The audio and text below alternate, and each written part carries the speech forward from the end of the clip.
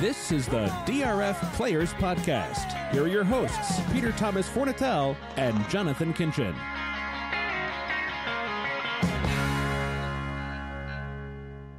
Hello and welcome to the DRF Players Podcast, the March 6th, 2018 edition. I'm your host, Peter Thomas Fornatel, back with you from the Brooklyn bunker. Muggs, the handicapping Labrador, nowhere to be found. She's become a little off the shows lately. She hangs out in her crate. She's upstairs on the couch. She doesn't always come down and sit at my feet. But I'm hoping it's not a comment about the quality so much as just a phase she's going through. I'm joined today on the show, as ever, by my co-host. Not sure where in the world he is at this point. I don't know where the private plane has been taking him. He's the People's Champion. New nickname. He's the Baron of Breakage. He is Jonathan Kinchin. What's up, JK? The Baron of Breakage. That's great. I'm playing in Texas. Everything's good.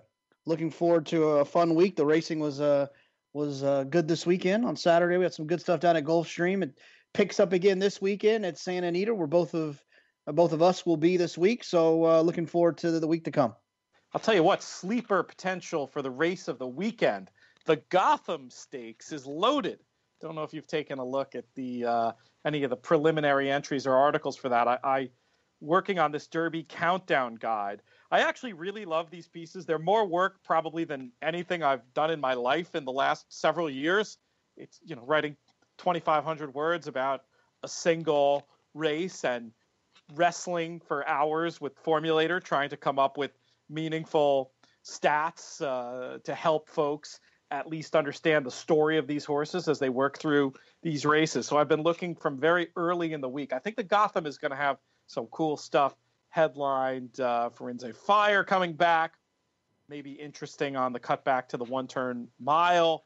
We've got Free Drop Billy in there. It should be a very interesting race, and I'm looking forward to writing about that for the Derby Countdown Guide, and we'll talk about it on the show a little bit later in the week. But, of course, Santa Anita, where most of the eyes of the racing world will be.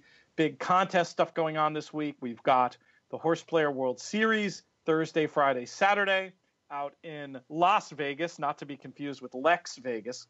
Out in Las Vegas at the Orleans, Horse Player World Series starts Thursday.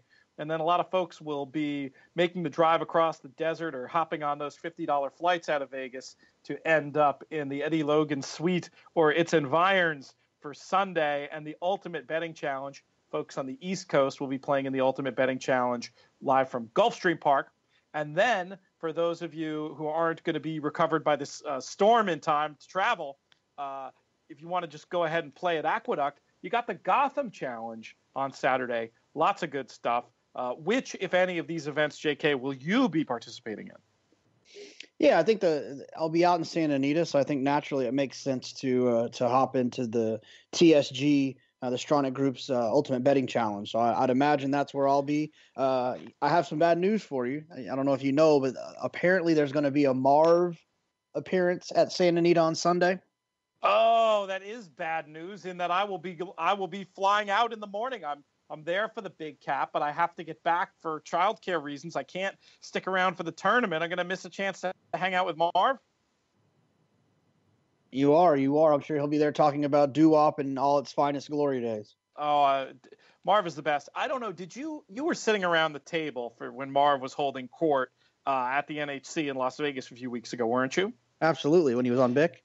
Yeah, it was, to me, Steve did a great thing. He has had a best of in the last few weeks, and he did sort of a best of NHC coverage. He had his interview with Scott Carson, I believe, his interview with our man from Chicago, John Rowe, and he put in the last couple hours of coverage, which I do believe included that Marv appearance. But the Marv appearance, I may ask for permission to pull that out and put it on our best of. It was my favorite. It might have been my favorite 7 to 9 minutes of my broadcasting career thus far. Always great to hear the old stories.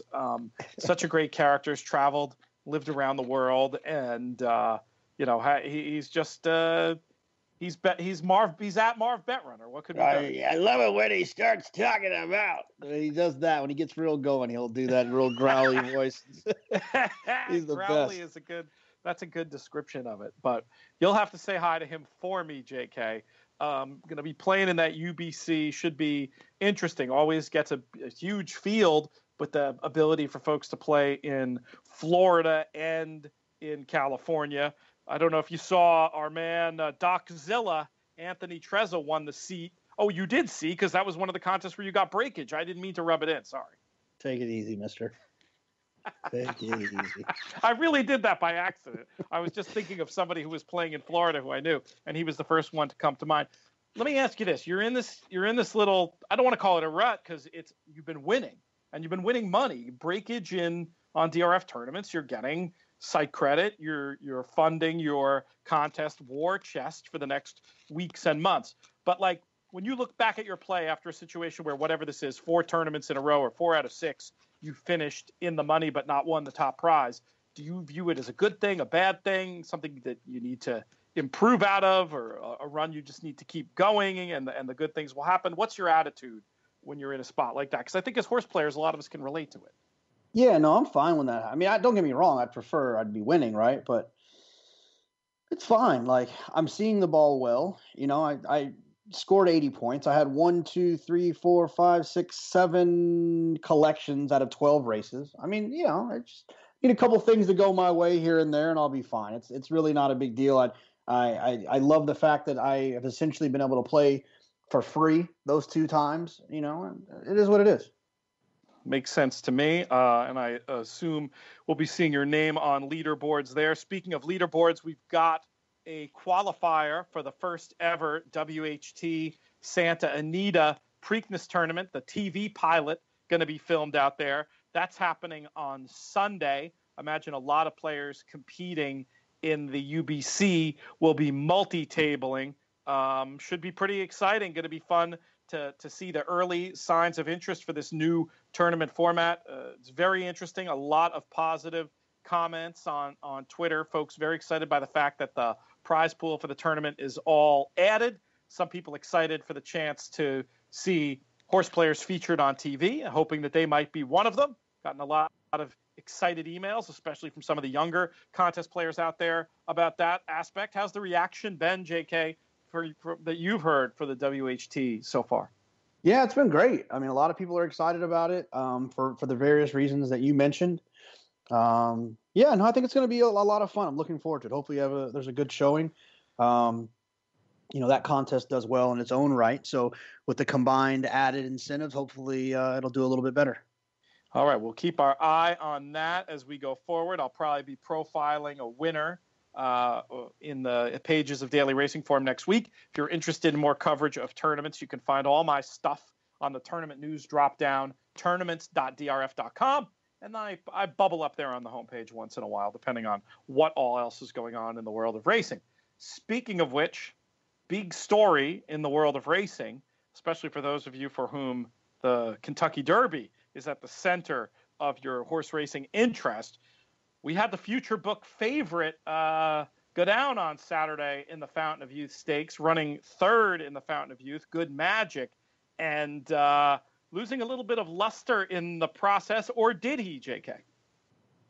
Yeah, I mean, I don't know. Chad can get a horse to run off the break, but was the Fountain of Youth the absolute goal? That's the question. Yeah, he was 3 wide. He was 3 wide on both turns, and so that obviously is not where you want it to be. The winner was wire to wire, and the Roman's horse. So I don't know. I guess he was finishing well enough. Let's see what he does next time. I just wouldn't be interested in betting him at what will continue to be a short price. You know, regardless, just based on people are going to give him an excuse for that one off the layoff. I expected him to run better. There's just too many questions. For me, there's just questions. I mean, the race was too bad. Like, when you look at figures, it's not. There's things that it could be exactly what I'm saying. Short horse coming back, improve. And if you wanted to tell a story, you could say this is the first Brad Brown has ever come into the year with the Derby winter book favorite.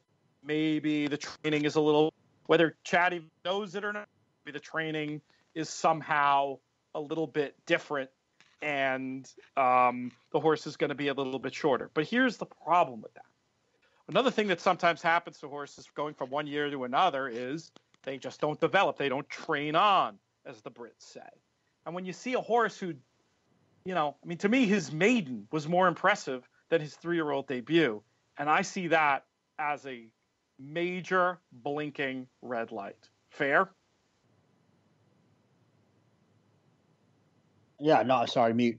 Yeah, 100%. No, I definitely. Somebody fill in the bingo. No, is there a mute? Mute's not on there. Oh, there wasn't a mute? I thought there was some Jonathan. Is there? If there's not a Jonathan has problems with the mute button in the DRF Players Podcast bingo, there should be. Let's put it that way. I'll check while we're looking. No, I think that's fair for sure. I mean, like I said, I don't think that was the goal, right? I don't think it was the goal.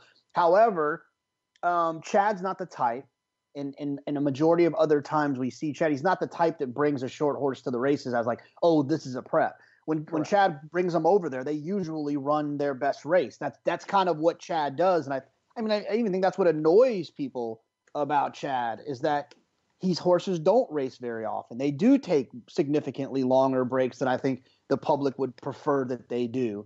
And then they show up and they run these huge races, and he's got so many of them that he just plucks off all of these spots, whether they're maiden special weights or allowance races or stakes races or lower level stakes races.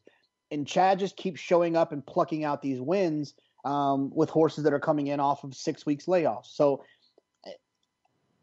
I am leaning towards Good Magic was on the right part of the racetrack at Del Mar, and that race's form is questionable. And we'll maybe get some answers about that race, meeting the Breeders' Cup Juvenile this Saturday when Bolt Doro comes back. I think I saw Travis Stone tweeted something to the effect of, follow Travis and find his thing. But it's something to the effect of like, there's been a bunch of horses run back from that race, and there's only been like 1 or 2 horses that have done anything to write home about.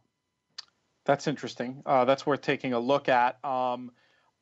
He definitely was with the grain of the racetrack for the Breeders' Cup Juvenile, but the race was so impressive on every aspect of the clock, and he won by so much that I don't feel like I missed anything or the world missed anything by making him so short coming into this one. I mean, just because you're the beneficiary of a bias, that doesn't in no way explains what we saw on Saturday, right?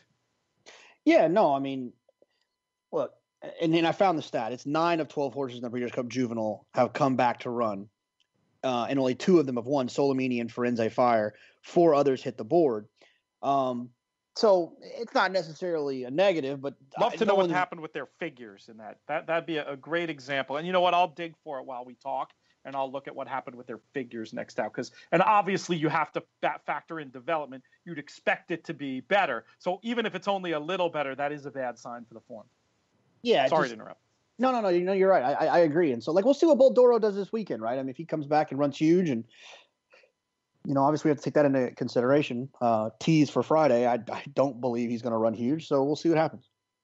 Yeah, the second work for Bolt Doro definitely was better than the first work, but you're still holding out some skepticism there. We can wait. We'll be talking about that one on Friday. Let's go back to this race and let's talk about Promises Fulfilled, the winner.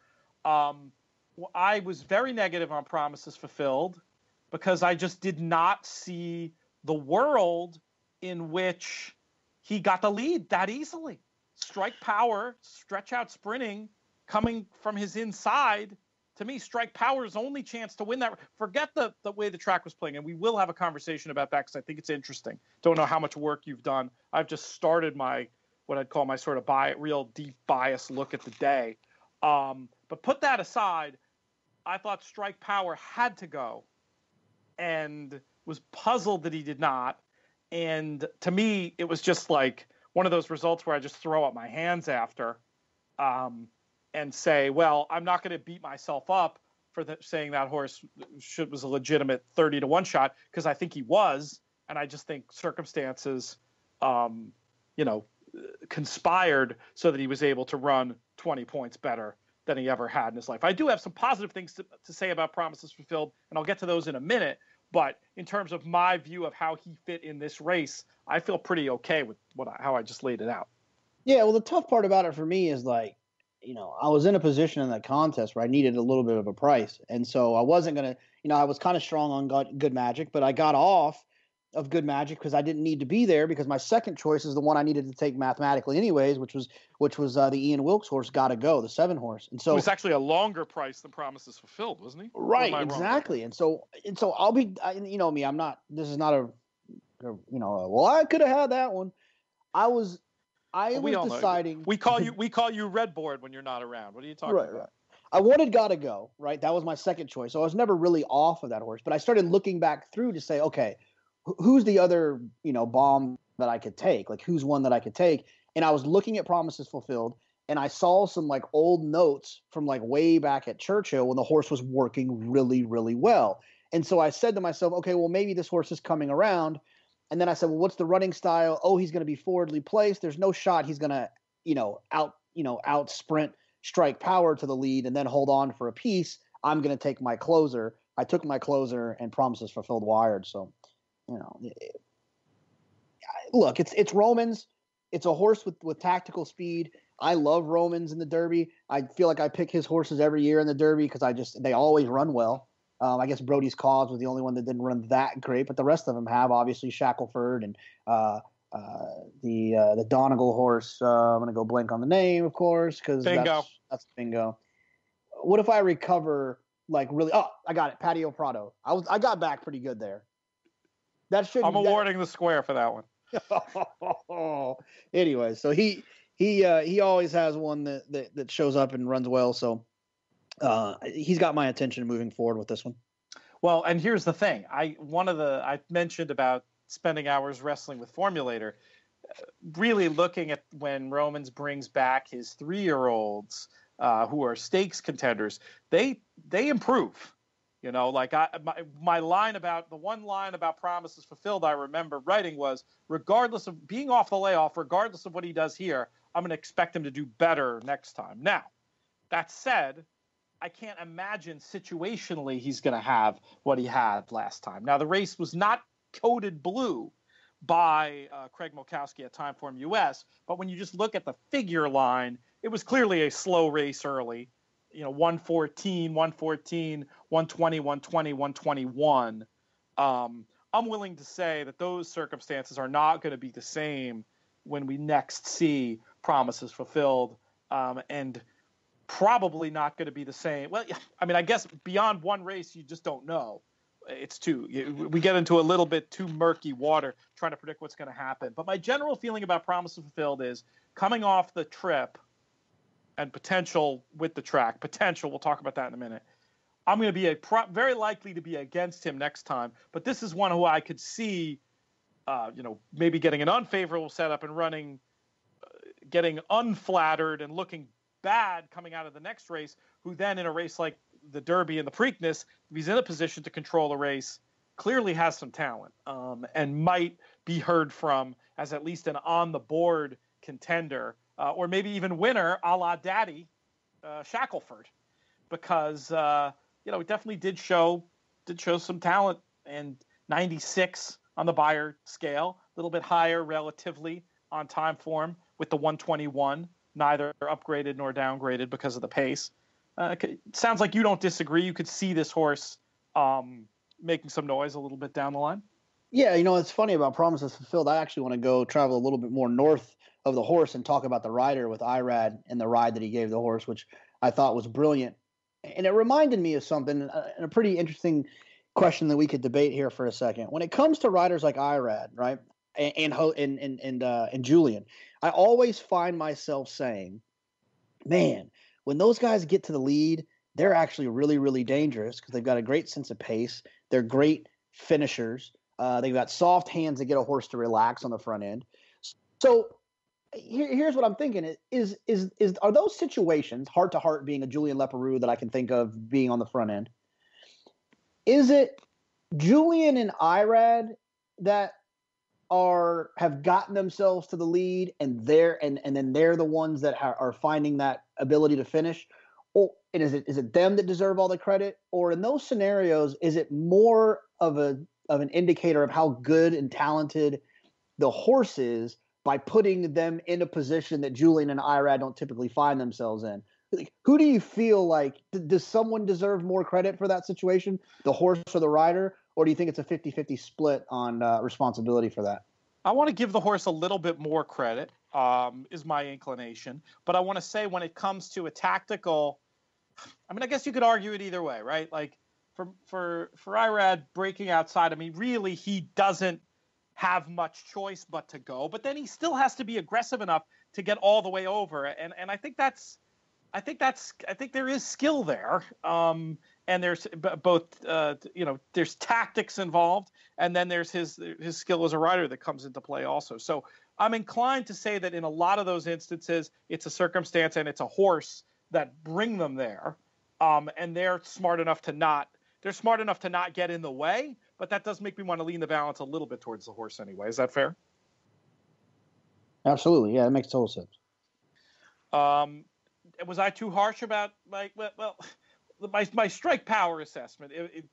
Was it fair what I said, or was I not seeing the big picture that they really think this son of Speightstown can be a Derby horse and wanted to see if he could raid and et cetera, et cetera? How do you, if you bet strike power, how do you feel after that race? I would go to the window and ask if I could trade this in for a future bet on the Alan H. Jerkins. No bingo for anyone. Boom. It's H. Alan Jerkins. I'm not sure if that counts as a bingo or not. You didn't mention the old name of the race, but that's he's your JK book favorite for the Jerkins now after that. It's a toss up between him and Marino. Can I bet an exacta future bet? Yeah, throw in Firenze Fire and go for the trifecta. Why not?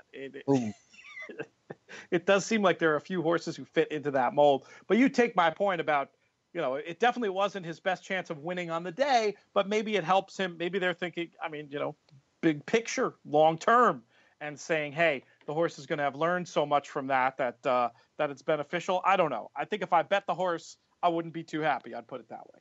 Right. I agree. Let's talk about the racetrack. You were watching pretty closely. The Racing Flow figures had it as a day favoring speed. The racingflow.com figures that upload neatly into Formulator. Also, Craig on Timeform had the day coded as mildly speed favoring. So what does that mean? Basically, those are two different algorithms that are attempting to do the same thing. They're taking, and Craig can correct me if I'm wrong here, but they're taking a look at the data of what the paces were and the horses involved and how much closing actually happened.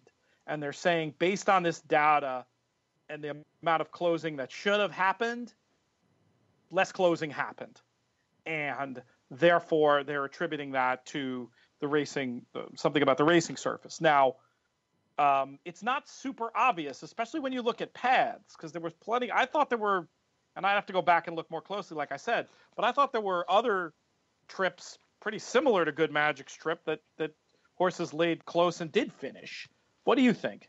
Yeah, I mean, look, I think Gulfstream is always a little bit forward favoring. So I don't typically get too caught up in a track that looks slightly favoring the front end at Gulfstream. I make that assessment and an assumption no matter what is going on there, unless, of course, it suggests that it's something completely different than that. So I don't put a lot into it. I wouldn't think too much about it.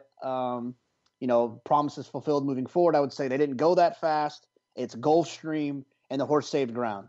So those are all things that would downgrade the performance moving forward. But he's the progressive type that can run, in my opinion, run third in the Florida Derby and still run second in the Kentucky Derby. So I'll keep my eyes on him. It seemed like a tiring surface too. My gut would be, if I was going to offer excuses based on the track to horses, to look at horses who were properly far back, to bring it full circle, to talk a little bit more about Good Magic.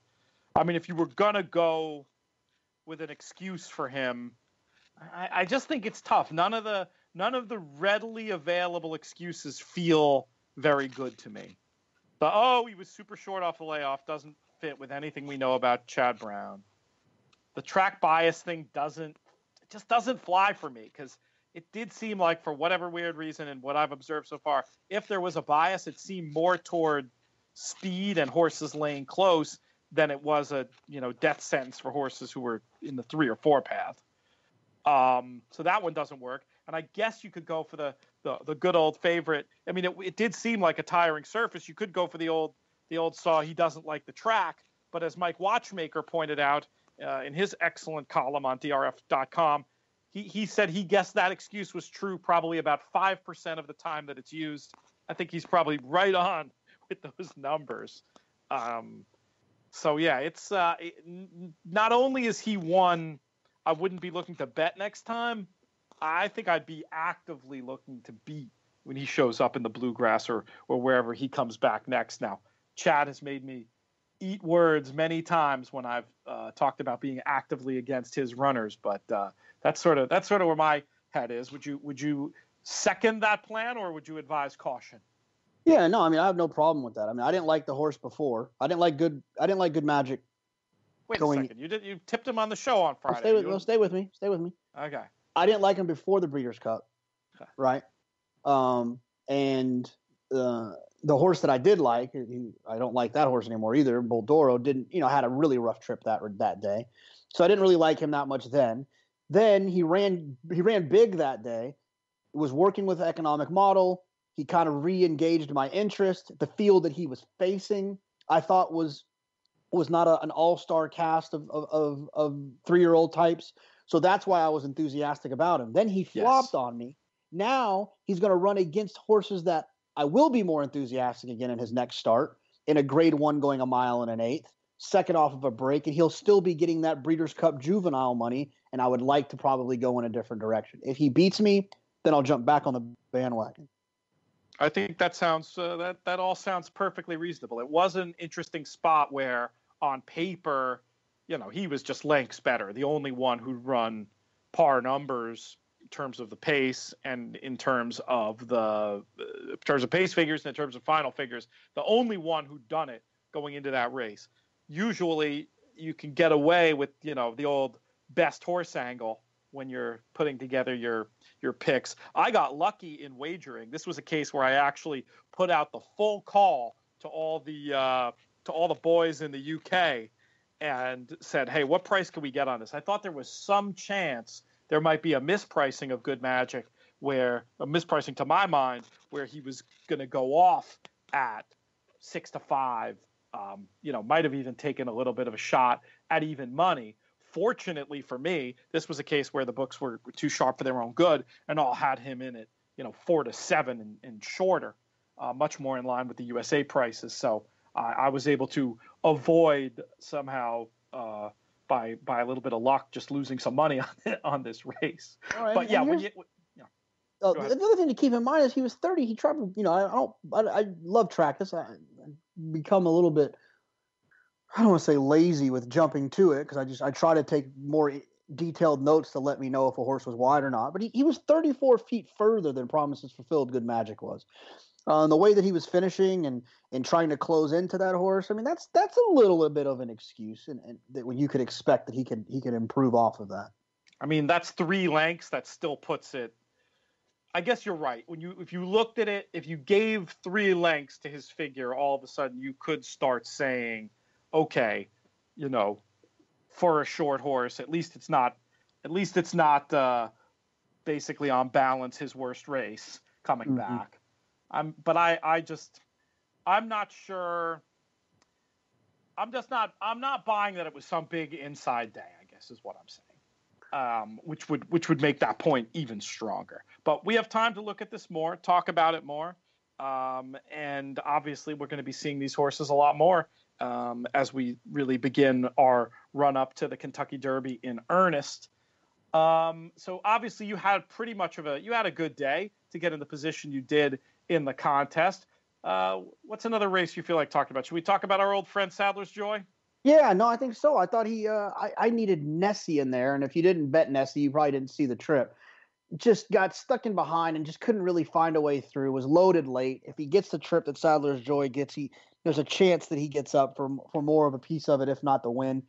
That would have been huge. It's interesting. Sadler's Joy is a cool horse, right? He closed into Incredible. He's closed into slow fractions. It wasn't like a blazing day. It wasn't slow. They weren't crawling either. So I think he's a really cool horse, and definitely one that might try to give an old friend of mine some problems down the line. There's no way I'm going to say it and give someone a free bingo square. If folks don't know who we're talking about by now, I don't know what show they've been listening to, but yeah, he was great. He was great. I mean, it set up for him a little bit. It did get coded on time form fast to the mile, but it's not like it was some fast throughout. He just showed a lot. He flies through the stretch, and I'm not a horse I would have. I was, as I said on the show, I was against him. Maybe would have used as a saver. But yeah, why did you get on to Nessie and off Bernay, who we discussed on the show? I just kept looking at it, and for whatever reason, I just didn't. The fact that the horse was kind of wasn't getting bet. If Chad's got like some freak, it's been working at Palm Meadows, the world knows about it. And the horse usually can perform. And looking at the workout report, it was B minuses. Chad's good ones don't run B minus workouts. They do better than that. It's kind of like a Baffert B minus. It's not encouraging. So I just kind of got off in that regard. I mean, he was one of the 4 that I picked in the pick 3. Oscar nominated was a little bit shorter than I wanted in that spot. Sadler's Joy was too short, so I ultimately landed on Nessie. All fair. And Bernay, to me, all that stuff you suggest makes it seem likely that it was a short horse heading in here potentially, even though we've said that isn't typically the case. When you see one come out from the Chad barn at that price with those kind of works, I would not write the horse off with that idea in mind, and also did have some big trouble coming out of the break that maybe just made the turned the race into a run around there. Yeah, and then the other thing just to keep in mind is that we've gone over this a few times now. We talk about it a lot. In fact, I've even gotten some messages on Twitter about people that have found success with it. There wasn't blue fractions in his last race that Nessie was closing into, but he definitely was closing into, if you dig in a little bit deeper, a not so swift pace. First off of a 108-day layoff, you would expect that he would improve off of that. He was right there with Oscar nominated. He was bet to 5-1, and he was obviously shown to be a classy type that can go the mile and a quarter and beyond distances. And so that's kind of another reason I landed on Nessie, who was a really good third. Sounds like one who will stay on your watch list and possibly be played next time, huh? Yeah, absolutely, for sure. All right, Sadler's Joy gets the 101 Beyer speed figure, 126 on time form. Let's move on to somewhere else on the card here, JK. Want to talk about the sprint next, Classic Rock? Yeah, sure. I don't have a ton to say about this one, to be honest. I texted unsolicited our friend Mike Maloney, author of Betting with an Edge. If we haven't said that yet, bingo. He texted me that morning and told me that he liked Mr. Jordan. And it's, as a horse player, I'm sure everyone has the same situation. When you get an unsolicited message that someone likes the same horse that you like and you respect their opinion, you get kind of excited, right? So I was like, ooh, I can't wait to bet Mr. Jordan. And I thought the pace was going to fall apart. And I texted him after the race and said, every time that I fall for a closer, when I think the pace is going to fall apart, the speed of the speed wins. Every time I pick the speed of the speed, it collapses and a closer wins. I'm sure it's not really like that, but it feels that way. I thought Mr. Jordan loomed like he was going to run, but Classic Rock got the job done. He's a fast horse, and he ran well. It was a fast pace for sure, coded red to the quarter and the half on time form US. And, look no further than the pace setter and where he finished up. Granted, long shot, 15-1, but still, when there's two horses up there and one ends up way back in the pack and the other stays on and wins by 3, sign of a pretty darn good effort, and not surprisingly upgraded from the raw 117 on time form to a 120. Craig has it faster than the Beyer team, who had Classic Rock coming back with a 93. Did you see any excuse for our double-tipped favorable outcome, who ends up going off at sort of a head shaking even money and not getting it done. No, I mean, just he balled at the start a little bit. Maybe he wants a little longer. Maybe he needs 7 and a more favorable racetrack to close into. I wouldn't trade in my favorable outcome stock if you happen to own any, but I didn't think it was. I didn't think it was a great performance. But he ran well enough. Got a note from Sean Borman, pro player out of Lexington, Kentucky, about taking a look at the performance of Chad's horses on the day and suggesting it was just subpar, not up to his usual standards. And it sort of begs the question. We talk a lot about, it's a hot barn. The barn was hot when this was happening. And sometimes you'll upgrade adjacent horses, or when horses run back who ran well during the period the barn was so hot, maybe you won't expect them to have that full ability going forward. Does it work in reverse for you as well, JK? When you see a big trainer have a rotten day, does it make you kind of say, hey, wait a second, maybe there's something going on. Maybe there's a virus in the barn. Maybe for some reason these horses have not cycled up. And maybe we can take a more favorable look at them when they come back as a group. Yeah, absolutely. I think that first of all, I think it was weird that Chad was missing from like three or four of the turf stakes. And he didn't have a runner in the very one, which I thought was weird. He didn't have one in the Here Comes the Bride, I don't think. He didn't have one in the Palm Beach. Maybe he did have one in the Here Comes the Bride, not the Palm Beach. It's just it was a weird day that he wasn't showing up nearly as much as you would like to see. And I've noticed if you could take note in Formulator and your notes and the notes option, if you'll put like, barn hot, barn doing well, it can usually, or barn cold, it can lead you to some ideas moving forward. But no, I think it's definitely something you want to take into account. It's not something that I used to look at, but getting to know some trainers, you hear of these things where just, a cold gets kind of passed around their barn and so a lot of the horses kind of perform at a subpar way. I think these things work in cycles. Yeah, I think that's fair, and I think it's a good note for people to make. I am going to bother to pause on that maiden race for a minute that we talked about on the show that had the personal time. No. We only talk about. This isn't the one. Is this the one you beat me in? No, that was a stake race that's coming up. Oh, I'm trying to save the best for last, JK. I was going to tell you we don't talk about maiden races on here, but then I forgot. No. I was trying to ice you out. That was good. It was a good try. It's not going to work, but it was a good try. This is the Orb sibling, isn't it? Personal time. It is. And this was one where the way the track was playing and the way the race was run, I would definitely be interested to give another chance on a different racetrack down the line. I mean, with all the attendant hype, it's not like this is going to be some horse you're going to be able to go to the window and bet. But it was just an example of a race I would just totally put a line through based on everything. And given the horse was in another county in the first 6 furlongs of the race.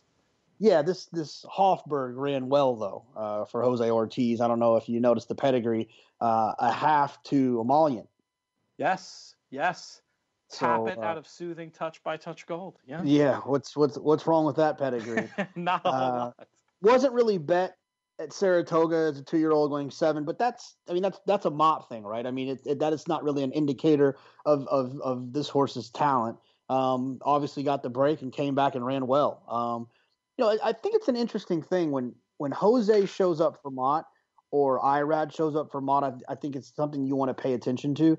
They don't; those guys don't ride first call for him. He'll ride Lescano a lot, or Johnny, or Joel quite a bit. But I do think that when those guys show up for him, it's an interesting dynamic. So keep an eye on that when that happens. Big step forward from a 60 buyer first out to 83. Scores at 7.5 to 1. Time form smiled on the race a little bit more with a 107. That's adjusted down from a 108 to put a 107 time form US figure, which would be more like high 80s by my reckoning. So a couple of interesting horses there. Definitely a race to go back and check out if you missed it the first time around. What did you do in the contest there? I used the 9 Traveling Midas, the Brian Lynch horse. who ran on Pegasus Day when I believe the horse that beat him's name was Life's a Parlay. A horse, for Todd Pletcher that won an even money that day. Traveling Midas ran well, and so that's where I was there. And ran okay, ran third, but third at 3-1, so almost 3.5 to 1. Yeah. I mean, the 11, the Hofburg was a winner at the top of the stretch. I mean, he was a winner at the 3/8. You could tell he was ranging up on Traveling Midas, and he was always going to go by. It was just a matter of anyone was going to catch him. All right, let's go on to a horse that you tipped right here on the podcast at 5 to 1. I gave a 5 to 1, nearly 6 to 1, who ran third. Hopefully, if folks were smart enough to use the chalk in the middle, ended up getting a little bit of a piece of this $117.70 $1 try. I was not smart enough. Needed March 2nd in there. Oops. But Hoagie is the winner. JK, your thoughts on this horse? Who I know you're a big fan of. Yeah, no, I think the horse is really, really cool. And once again, I don't think we need to talk about it, but how awesome of a job Maker does when he can claim something and do some different things with them. That's the greatest thing that he does. I think a lot of times he claims horses and then he does something different with them. So the foresight and the vision to be able to see a horse run, see a horse train, see a horse in the paddock, and then say, I think this horse can do this better than he's doing that, and be right as much as he is I think is pretty impressive. So, it was good. Now you have a really versatile type. I'd imagine that after that run, it opens up a ton of opportunities for him. I'd love to see him in a 1-turn mile situation, something like at Woodbine. Interesting. I think that he's definitely one that if they can keep him together, he's a 9-year-old, they can keep him together. I'm sure he'd love an opportunity to get down the hill at Santa Anita. I'm not sure if he's ever done so. I don't believe so. But no, I don't think he has. But with his ability to go a mile and his turn of foot to win at 5, that's a real recipe for success down the hill. So if he can stick around for another year, maybe we'll see him down the hill at Santa Anita next year. Jeez, it is amazing, and the versatility is impressive. A few notes based on what you were just saying about Hoagie. One, you mentioned Woodbine, alluding to presumably the Woodbine Mile. I got a little bit of inside information this week that I believe, I'm talking out of school here, so I reserve the right to say that I never said this. Forget what the tape says. I'll say you altered it, JK. But this year's Woodbine Mile contest, I believe they're going to do the live bank event again, and I believe this is going to be the last one in that tent that everybody loves that's down right on the turn. Have you ever played in a contest there? I feel like the 2 times I've been there were rare times we weren't together in our contest travels. No, I was not contesting. I hung out, but I've never contested there. But you know what I'm talking about, the tent. Yes, they took us down there to show us the one that Tommy Massis loves that looks over, like, I guess it would be like what, the 8th Polish area? Yeah, maybe 3/16, because I think it's a longish stretch there. But it's a great spot to watch the races. And apparently, if this is going to be the last time, I would just look for Woodbine Mile. It's a great contest. They do a great job. Amazing hospitality. Scott Carson is still talking about that buffet from last year with the lobster tail. Just a little bug in your ear, thinking of your future contest plans. That Woodbine Mile event going to be fun and might be your last opportunity to sit in that tent. I believe they have another contest over the summer, a Mythical Money event maybe, or a smaller live bank event, which I think will still be in the tent as well. But I advise holding out and doing the live bank thing in the fall there. Going to be very cool. The other thing you said that I wanted to follow up on was when you were talking about Mike Maker and the skill he has of changing what horses do. And it reminds me of several years ago, a really cool application of Formulator and a cool way to use Formulator, something you and I have been talking about a lot lately because of these Derby countdown guides and how much time I've been spending in it. And one thing I think is cool is to just spend some time in Formulator essentially vetting a trainer. And one way I like to do that is you click on their name, it'll show you all the horses they've sent out in the last 5 years. And from there, you can filter by winners. So all their winners will pop up at the top of the page. And then from there, I'll take it a step further and I'll look for their winners at prices. Obviously, as horse players, that's always what we want, right? Figure out the horse who's going to win at a price, especially contest players. key to the game, finding live long shots. And for a lot of trainers, I mean, yeah, sometimes it's going to seem fairly random, but for a lot of trainers, and I remember this with Mike Maker from years ago, you'll go through and you'll see a pattern. And with him, it was definitely involving a switching of surface. And it just seemed to me that from just running through that data, that he had such an eye where he could find a horse that was running on the dirt. I'm just making up the specifics, but running on the dirt in one place that had the action, or what I'm assuming it was something physical about the horse that he was seeing as opposed to something on the page, the pedigree, where he would see the horse who had the action that would then, go and do well on the Sith. And that's just one example, but you can really go through that exercise with a lot of trainers. And I don't know about you, but I actually, if I'm not busy with other stuff, I love going down the formulator rabbit hole and just, you kind of can't help but learn something. And that's sort of a fun way in, because I could see somebody getting intimidated and saying like, well, okay, I get it. There's all this info, but what am I supposed to look at? That's not a bad thing to look at. Look at horses from certain trainers who win at prices, try to discern a pattern, and from there it's rock and roll. It's not really the way that you look at the world, but what do you think of that idea? No, I 100%. Yeah, I know. I love when you can find those little nuggets. Those are great. I think that my only complaint is not with Formulator, but how some people use it. Is they create these situations that support their thought, right? They want to bet Baffert blinkers off, and so they start making it make sense where it's like, oh, let's do this down the dirt twice on Sunday, once on Monday, when the sun is rotating around the earth. He's 48%. Yeah, cool. That's the only stuff that aggravates me about it. I love the tool and what you can find with it. Little trivia, and it's definitely an opinion. So you can't. There's really not a wrong answer. But Mike Maker's greatest claim. Do you know who that might be? Oh, there's a couple. There was that horse. We doing it again to me. But except the difference is you know the answer. So give me a second. There was the one that he claimed one that he stretched out and like won a ton of stakes with in the last 5 years. It's either that horse. I mean, he's done money wise. He's done some pretty impressive things with this Hoagie.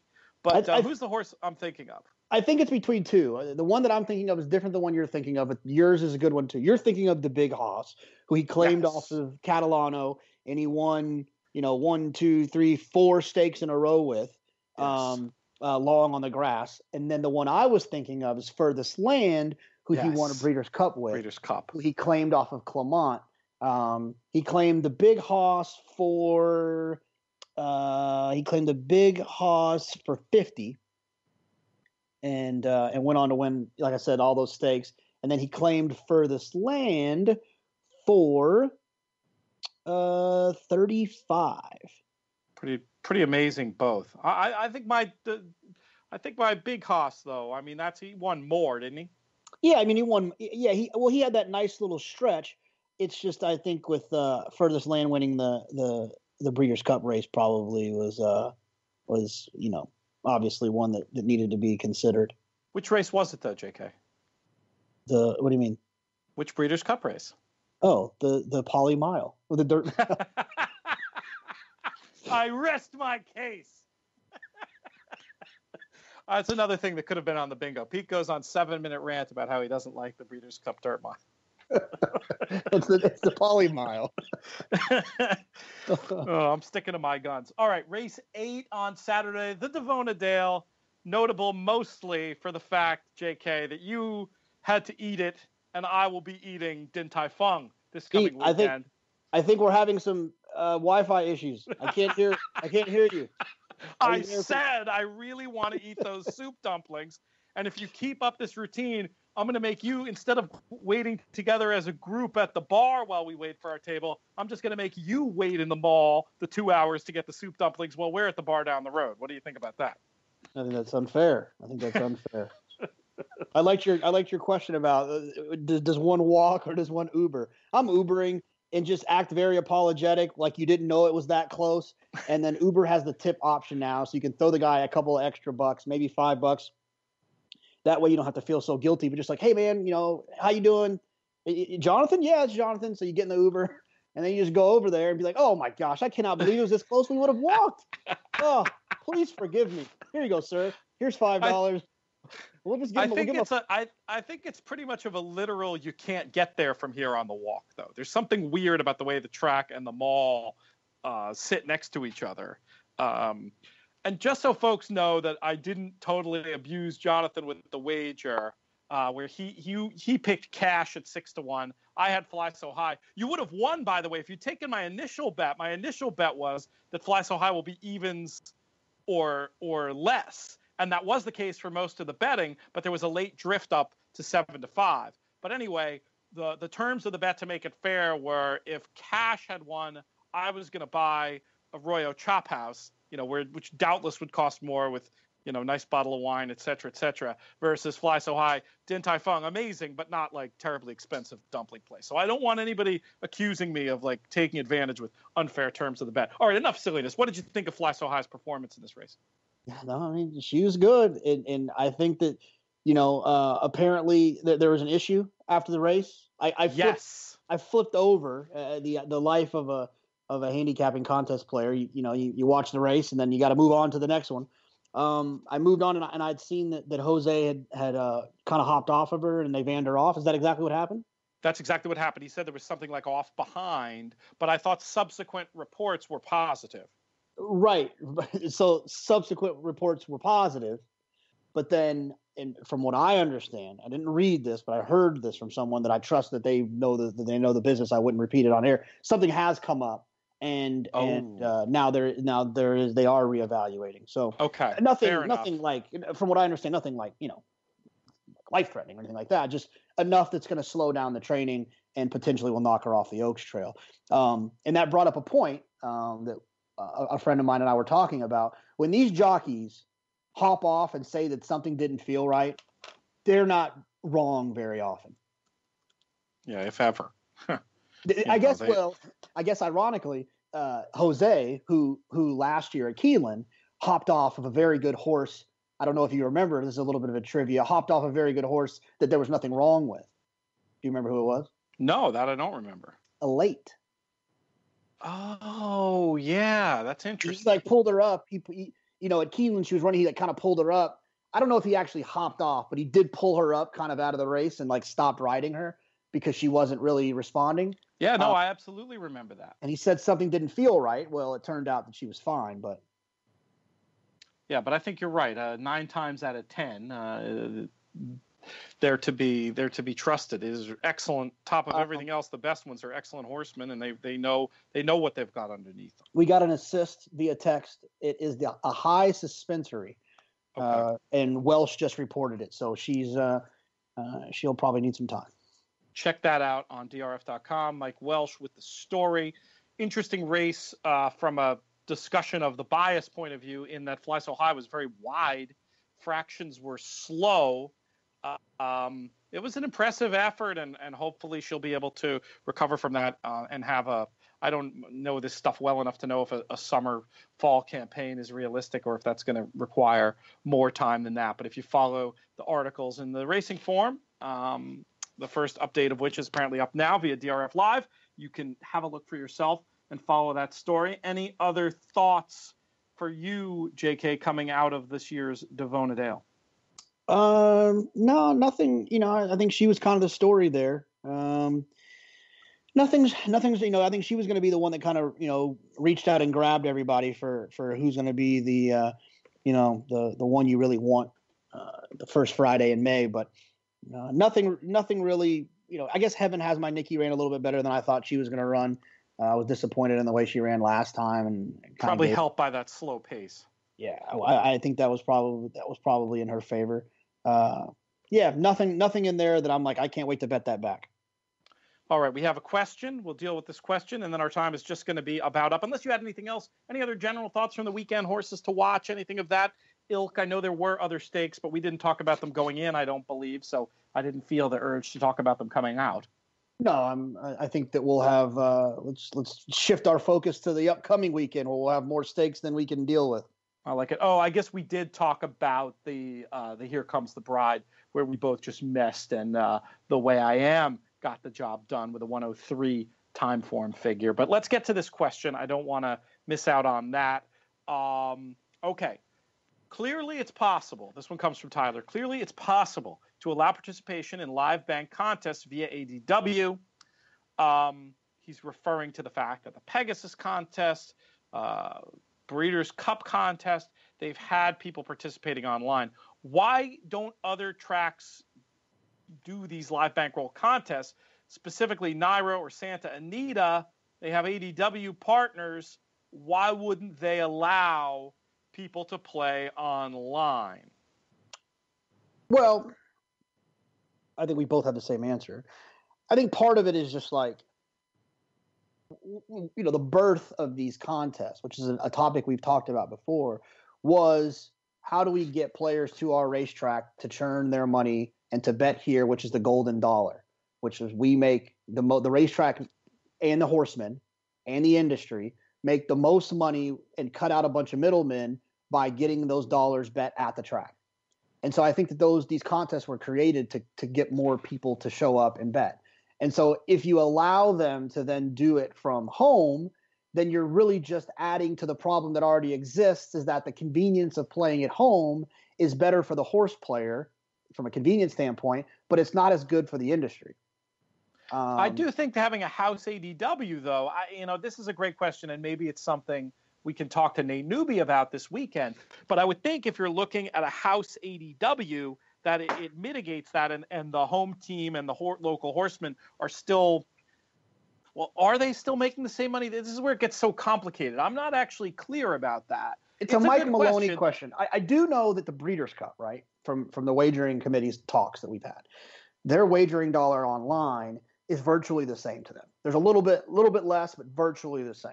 But when it comes to ADWs, I think it's more significant. And here's how you can point to that situation, is that an ADW can give a rebate that a track can't give because they've got more, you know what I'm saying? Yes. And that has to do with when the horsemen are compensated. So it's possible that the losers in this plan, and I don't know how it worked at the Pegasus, and I don't know how it works at the Breeders' Cup, but it's possible that the track would still do okay, but the horsemen would lose money in that arrangement. It's a good question. I'm going to ask some follow-ups about it because, Mike is someone who would know. Nate Newby, someone who would know. We're going to come back to this one because I think it's interesting. And another related question: why ADWs don't develop their own technology to have their own live bank online contest? That's one that's puzzled me since the minute I started covering contests 4 years ago. And I know the answer for why DRF Bets doesn't do it, and it's a technology issue. But I don't know why nobody seems to be working on solving that problem that I think could generate a whole lot of money for an ambitious ADW operator. I'm sure there are politics and things involved that I don't understand.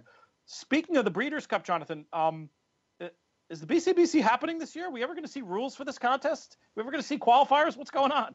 I actually thought the same thing the other day, and just in full disclosure, I have not heard anything. So I don't know. I haven't heard anything since the meeting was over. So I would imagine they're just still working through it, and I would imagine they want to get it out there so they can start qualifying for the event. But I haven't heard anything yet. All right. Well, obviously that'll be news that'll be reported based on all the controversy coming out of last year. Hopefully there's going to be some big changes. Hopefully public confidence will be restored. I'll reserve my judgment to see. That's about all the time we have, JK, unless you have a quick closing thought. No, that's it. We'll see you guys for some heavy handicapping on Friday. Absolutely. All right. That's all the time we have. Thank you so much, Baron of Breakage, Jonathan Kinchin, for joining us. Thanks, Willie Nile, for providing our theme song. More of his music at willienile.com. Thanks to Travis Stone, the voice of the Kentucky Derby. Thanks to all of you for listening. I'm Peter Thomas Fornatal. We'll be back on Tuesday. May you win all your photos.